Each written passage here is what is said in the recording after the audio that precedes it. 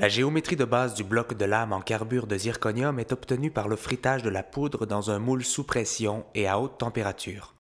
Ce profilé est conçu de manière à inclure le maximum des caractéristiques voulues dès le pressage, de façon à limiter les coûteuses interventions d'usinage subséquentes. Les perforations présentes sur le bloc sont générées par le fraisage et le meulage à l'aide d'outils abrasifs en diamant avec une précision de l'ordre du micron.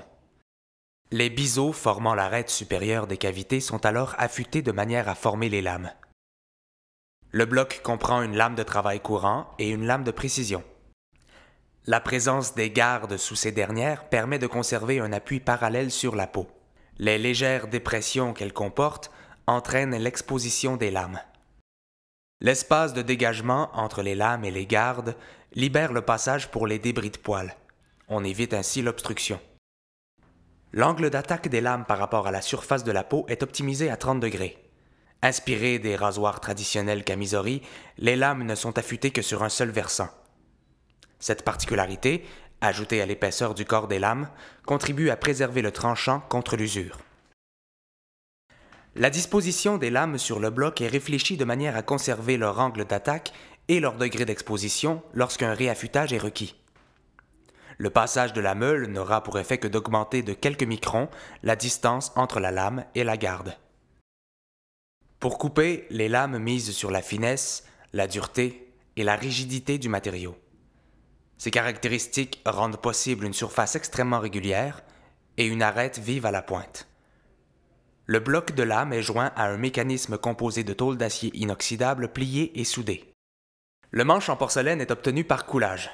Son profil est aplati pour faciliter l'appréhension, conformément à l'ergonomie de la main pour les objets de précision.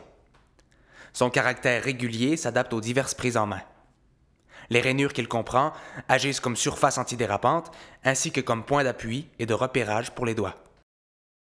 Le rasoir est conçu pour une tenue moyenne à 65 degrés de la surface de la peau, en cohérence avec l'usage.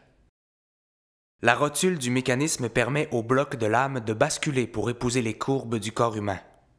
Ce centre de rotation est établi en fonction des forces en présence. Ce positionnement pousse la tête à suivre la morphologie avec une liberté de 30 degrés, et ce, en conservant constamment la tangence de l'angle d'attaque de la lame avec la surface de la peau. Ce n'est donc pas la traction de la main qui entraîne la rotation du bloc, mais bel et bien le différentiel de pression qu'exerce localement la peau.